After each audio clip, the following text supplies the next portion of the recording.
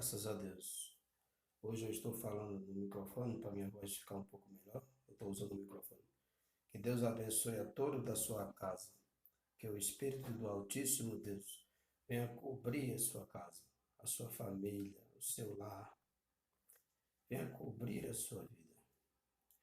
Para que você possa iluminar, irradiar a presença do Espírito de Deus para outras pessoas. Graças a Deus. Eu queria falar sobre a fé. A fé que não tem nada a ver com o sentimento do coração. Você sabe que mais atrapalha as pessoas que têm fé é justamente elas ficarem olhando para os seus sentimentos. Você é uma pessoa que tem fé, seja fé católica, espírita, evangélica, qualquer que seja a sua fé, mas desde o momento em que você busca associar a sua fé ao sentimento do coração, então você faz com que essa fé fique debilitada, fracassada, e você fica fraca. Obviamente, você quer ver uma experiência boa que nós temos na Bíblia? Se você ler o texto sagrado lá que diz a respeito da salvação, da ressurreição de uma menina de quase 12 anos de idade, a filha de Jairo, era filha de um homem importante, ele era um dos principais da sinagoga. Mas quando a filha estava doente, Jairo foi correndo a Jesus Cristo pedir pela sua filha. Então, Jesus foi em direção à casa dele, atendendo o seu pedido. Mas no meio do caminho, disseram para Jairo: olha, a sua filha já morreu, não incomode mais o mestre. E então Jesus virou-se para Jairo e disse: não temas, Jairo, crê somente. Olha que lindo. Deus abençoe, glória a Deus. Então, meu irmão e minha irmã, esse aqui é o grande desafio. As pessoas são, digamos, porta-vozes do inferno. Porque quando disseram para ele que a menina já estava morta e que ele não deveria incomodar o mestre Jesus, Jesus imediatamente veio e trouxe a palavra de fé. Quer dizer, as pessoas, os amigos, os parentes, os conhecidos, trazem a palavra de dor, de dúvida, de medo, a palavra de pavor. Mas Jesus, vendo aquela situação, ele disse: não temas, crê somente. E então, Jesus acompanhou o rapaz, Jairo, até a sua casa. Quando Jesus chegou na casa de Jairo, a menina já estava morta. Realmente, ela já tinha morrido. Ela tinha quase 12 anos de idade. Só que morta, muitas pessoas, amigos, vizinhos, todos vieram ver ela ali morta e já estava glorificando o seu velório, já estava ali como se fosse ela por falecida. Todo mundo chorava e todo mundo querendo consolar a família, os pais, a família, etc. Sabe o que Jesus fez? Outra vez, Jesus entrou em ação e pediu para todos saírem. Todos saíram. Só ficou com ele, com Jesus, os da, os da fé, o pai e a mãe. E então, Jesus pôde exercitar o poder da fé e mandar que a menina se levantasse. Oh, glória a Deus, aleluia, Jesus. No espírito, e o espírito de vida veio sobre ela e ela se levantou. Então, meu irmão e minha irmã, é isso que eu quero falar com você. Você sabe que a maior fraqueza do fraco é justamente o fato dele se entregar, se render aos sentimento do coração. Esse é que é o grande problema. E não só os fracos, normalmente, naturalmente, mas também os fracos na fé. É por isso que muitas pessoas dizem assim: puxa, eu creio em Deus, eu vou na igreja, eu sou fiel, mas eu vejo a minha vida a contrária na minha fé. Eu vejo a minha vida o inferno. Eu creio na promessa de Deus. É o que muitas pessoas dizem. O Senhor é meu pastor, nada me faltará.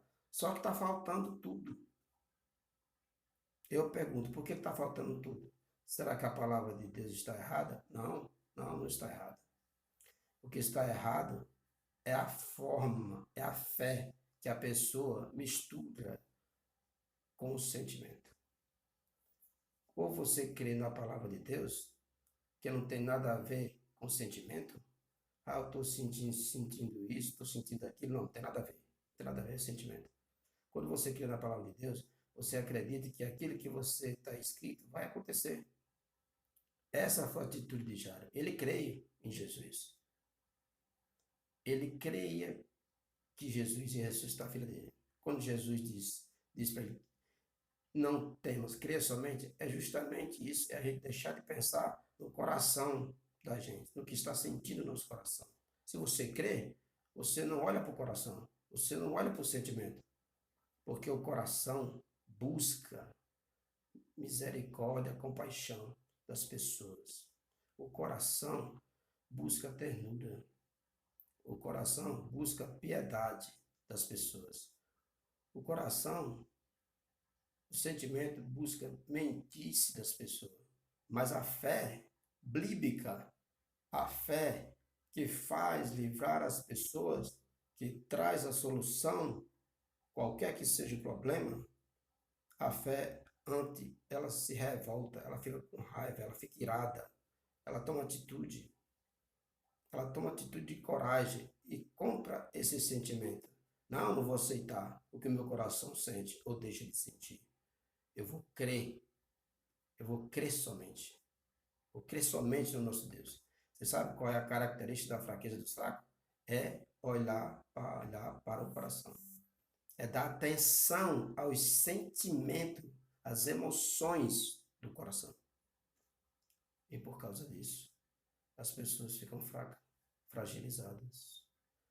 E a força do forte é crer na palavra de Deus, é acreditar naquilo que está escrito, é acreditar naquilo que está determinado.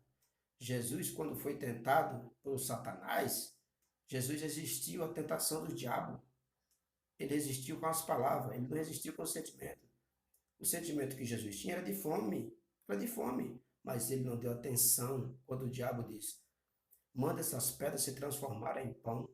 Jesus cortou aquele sentimento de fome e falou: nem só de pão vive o homem, mas de toda a palavra que procede da palavra da boca de Deus. Quer dizer, Jesus mostrou que ele vivia numa fé bíblica, numa fé fundamental, uma fé sustentada pela palavra de Deus. O apóstolo Paulo também dá um exemplo bacana. Ele diz assim: eu sei em quem creio crido. Você sabe que a pessoa de fé, na fé bíblica, na fé inteligente, ela diz: eu sei, eu conheço. Mas a pessoa que tem uma fé emotiva diz assim: eu sinto aquilo. A diferença é grande, né? Há uma dúvida, né? Entre a fé bíblica e a fé emotiva. A pessoa não está segura. É o problema da maioria dos cristãos, da maioria das pessoas que são da igreja. Tem pessoas que vão para a igreja, mas você não tem essa fé que eu estou falando. Então nós devemos ensinar, conscientizar a palavra de Deus. Quando a gente leva as pessoas ao pensamento, à razão, ao raciocínio, ao intelecto, a pensar como Deus pensa, as pessoas têm preguiça de pensar. Elas preferem se entregar a um sentimento. E aí está o grande problema que nós encontramos dentro das igrejas. Que as pessoas dizem, ah, Senhor meu pastor, nada me faltará. Tudo copiado, tudo decorado. Tudo posso naquele que me fortalece. Mas não acontece nada. Não acontece nada. Por quê? Porque a pessoa insiste em associar os sentimentos com a sua fé bíblica. Não pode, não funciona. Ou você vai na fé bíblica, ou você vai nas emoções que você sente. Entendeu? É por isso, meu irmão e minha irmã, que Jesus, quando chegou à casa de Jairo, que viu a menina, a primeira coisa que ele fez foi remover aquelas pessoas emotivas que estavam chorando, que estavam buscando o sentimento emotivo de piedade, de compaixão, de dó, de pena. Você sabe, deixa eu falar para você uma coisa, presta atenção. Isso é muito importante. Quando a gente é criança, você pode verificar isso. Quando a gente é criança, o que acontece? Quando a criança está brincando, cai no chão, se não tiver ninguém do lado, ela se levanta, sacode a poeira e vai em frente. Continua brincando. É ou não é? Isso aconteceu comigo, com você, aconteceu com muitos. Com todas as crianças. Agora, se a mãe ou o pai, qualquer pessoa, um tio, qualquer pessoa, a criança vai começar a chorar, vai berrar, ai, ai. E a mãe vai correr também e vai dizer, ah, meu filho caiu. Aí a criança vai se levar pela emoção. Então, essa é a natureza também do homem. Quando a pessoa é emotiva, quando a pessoa dá razão às emoções, ela procura buscar, ela, ela andarilha, ela, ela deseja o conforto, consolo, uma palavra para aliviar a sua dor no coração. E esse tipo de procedimento que está com as crianças, muitos adultos têm carregado ao longo da sua vida. E quando você vive no sentimento do coração, você vai ter pena de si próprio. Você vai buscar consolo nos outros. É ou não é? Fala a verdade. Você vai ficar com pena de si próprio e não vai sair do lugar, não vai resolver o problema. A fé bíblica, a fé inteligente, a fé racional, a fé que vem do Espírito Santo é inteligente. Deus fala que a gente, quando louva e entende, coloca em prática, logo em prática, que a gente é inteligente o suficiente para saber usar a nossa fé, o nosso poder que Deus nos deu, que é a nossa fé. Mas não se incline perante o coração de sentimento. Não fique machucando. Ah, eu senti isso, eu senti aquilo, eu quero sentir a presença de Deus, quero sentir o Espírito Santo. Você não vai sentir nada. Enquanto você quiser sentir o seu coração, enquanto você quiser sentir alguma coisa, você vai ficar chupando o dedo e vai ficar numa fé que não tem nada a ver com sentimento, mas que tem a ver com obediência à palavra de Deus, é raciocínio, é inteligência, é razão, é intelecto, e é isso que nós temos que atuar, que nós temos que colocar em prática. Se você quer tirar proveito da sua fé, então comece a usar a sua inteligência. Enquanto você não usar o seu intelecto, você vai ficar chupando o seu dedo. Viu? Então, as pessoas sábias são poderosas. Por quê? Porque elas usam o raciocínio, a sua inteligência que tem. Às vezes a pessoa é sábia, mas não tem nem curso universitário, acadêmico, não é formada em nada, mas ela pensa. E quando ela se vê numa situação revoltosa, ela toma atitude.